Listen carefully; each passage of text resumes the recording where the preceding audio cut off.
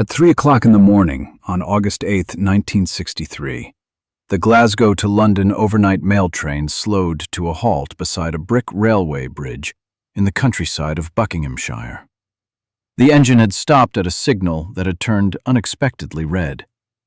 The driver, a 57-year-old Midlander named Jack Mills, stepped down from the cab to use the emergency telephone on the signal post. The telephone wire had been cut. Mills turned back toward his engine and saw the first of 15 men in balaclavas climbing up the embankment. Over the next 20 minutes, the 15 men, moving along a human chain they had rehearsed for months, carried 120 mailbags from the train to a waiting truck. The bags contained the equivalent, in today's money, of more than £60 million. A fortnight later, a farmer named Bernard Rickson walked into an old farmhouse he had recently sold and found a Monopoly board on a kitchen table. On the squares were bundles of real £5 notes. On the board, and on the kitchen glasses, were fingerprints. The fingerprints belonged to most of the men who had pulled off what the British press would shortly name the Great Train Robbery. This is the story of the largest cash robbery in the history of the United Kingdom at the time it was committed. It is also a story about why clever men, on the point of getting away with almost everything, sat down to play Monopoly with the money. The train was the traveling post office, a service operated by the Royal Mail. It ran 6 nights a week between Glasgow and London. Inside the second carriage of the train, staffed by a crew of post office workers, was the high-value packages coach. Into that coach each night were loaded sealed canvas bags of banknotes being returned from Scottish banks to the Bank of England. The banknotes came into the system through ordinary commerce. Their serial numbers were not consecutively tracked. Once fed back into circulation, they would become invisible. On the night of 7th August, 1963, the high-value packages coach was carrying an unusual amount of money. It was the end of a Scottish bank holiday. The banks had held their cash for 3 days rather than 2, and the volume coming back to London was larger than usual. An insider within the post office, a man who has never been publicly identified, and whom the press later called the Ulsterman, had alerted a London criminal named Brian Field to this fact. Field had passed the information to a man named Bruce Reynolds. Bruce Reynolds was 41 years old. He was a career thief from South London, self-consciously well-dressed, a collector of antique books, married with a young son. He had assembled by the summer of 1963 a team of 15 men, drawn from 2 of the organised criminal circles of London. Some were from the South London crews. Some were from a circle of pickpockets and safe-breakers based around the East End. The plan was more elaborate than any the British press had previously reported. The gang rented a farmhouse called Leatherslade Farm, 27 miles from the railway bridge at which they intended to stop the train. They filled the farmhouse with stores. They bought army overalls. They stole vehicles. They spent the early weeks of August 1963 rehearsing the human chain that would carry the mailbags down the embankment to the road. The most technical member of the gang was Roger Corddry. Corddry was a flour dealer from Brighton. He was also a former railway worker who had spent much of the late 1950s studying the electrical circuits that operated railway signals. On the night of the robbery, Corddry installed a pair of devices along the track at a place called Sears Crossing. The first device covered the green signal light with a glove. The second device, a battery wired to the red lamp, illuminated the red signal from his own power source, rather than from the railway's signal circuit. Jack Mills saw the red signal, as a driver is trained to do, and stopped his train. His co-driver, a younger man named David Whitby, stepped down to the embankment and began walking toward the signal telephone to report the stop. The telephone wire had already been cut by Corddry's team. Whitby saw shapes moving in the dark. He turned and ran back toward the engine. He was seized at the base of the embankment, bound, and placed inside a van beside the track.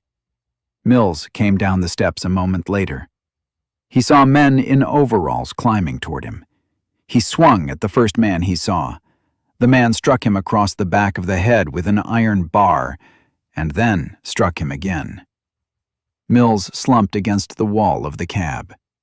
The gang had not expected the driver to resist. They had assumed he would sit quietly while they brought in their own replacement driver, a man from a minor criminal circle in Red Hill, whose name is still not publicly released. The replacement driver was not, as the gang had believed, competent to operate a modern diesel locomotive. He could not shift the train forward the half-mile to the bridge where the mailbags were to be unloaded. A discussion took place beside the track. Jack Mills, bleeding, was pulled to his feet. He was told to drive the train forward to the unloading point. He did so. The mailbags were cut free with knives and passed down the human chain. 120 bags, each weighing around 25 kilograms. 2.5 tons of money. It took approximately 20 minutes. The convoy left the bridge at about 3:30 in the morning. 2.5 hours later, it arrived at Leatherslade farm. The gang had planned to remain at the farm for at least a week. They had stocked it with food, blankets, and changes of clothing. They intended to divide the money into 16 equal shares, destroy every piece of packaging, wipe every surface clean of fingerprints, and depart one at a time by different routes, spaced over several days. They did, on the first day, begin the division. They laid the notes out on a trestle table. They counted them into stacks. They wrapped each share in a canvas postal bag. 16 shares of roughly £150,000 each. Each share, at 1963 values, was enough to purchase several houses outright. They began to relax. They ate, they drank, they played cards. Somebody, nobody present was later willing to say who, produced a Monopoly board. The gang used the real £5 notes from the counted stacks to settle Monopoly debts. The story is consistently reported in testimony given by several gang members after their arrests. Their logic at the time appears to have been straightforward. The money could not be spent for several weeks. It was sitting on the table. It was less interesting than board game money.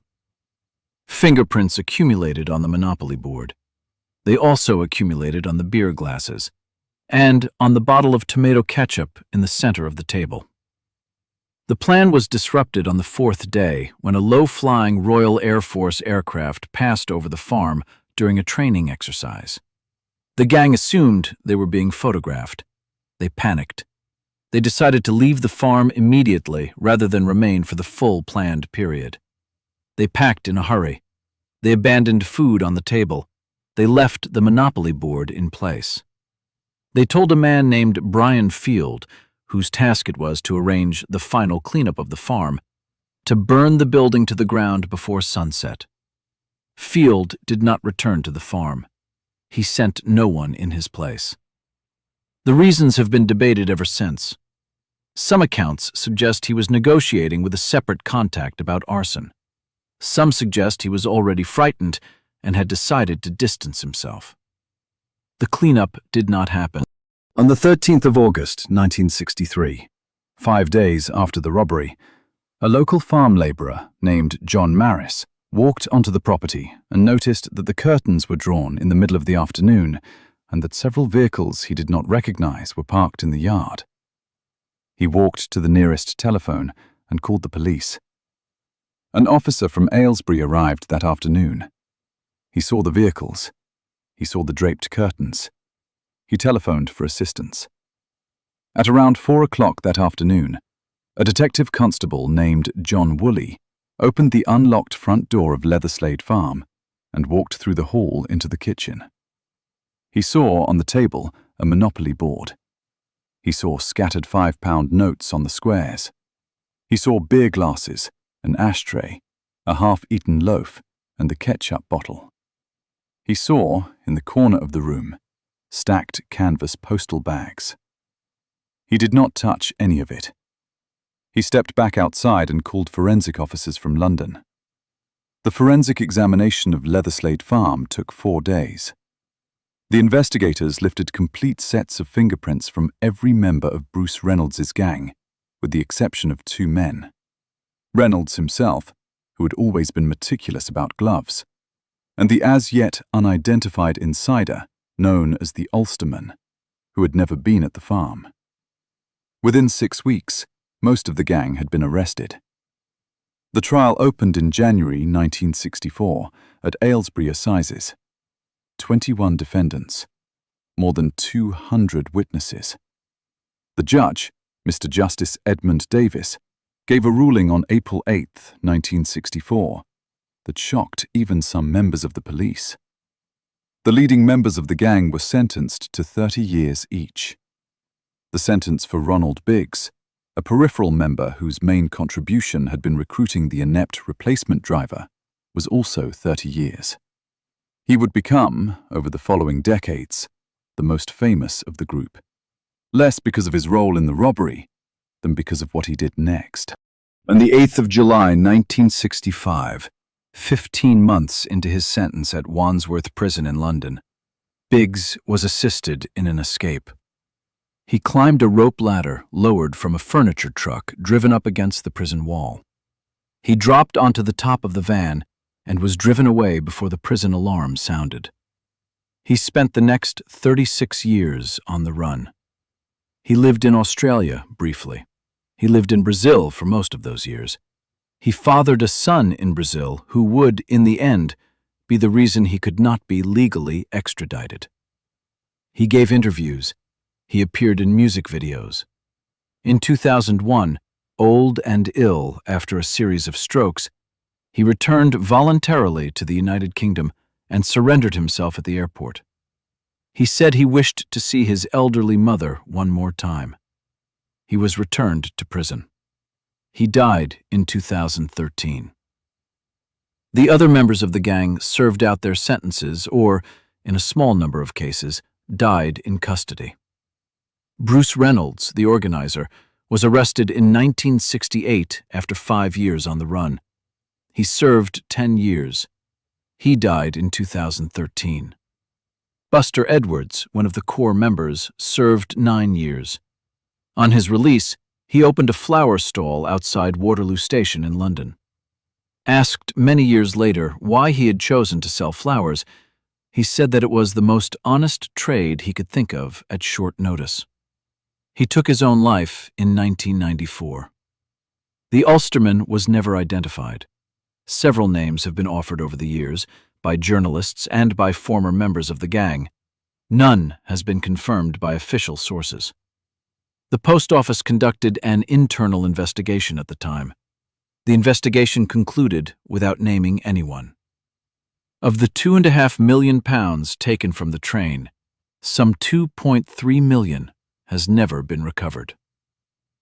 The story has one quieter thread that runs beneath the rest.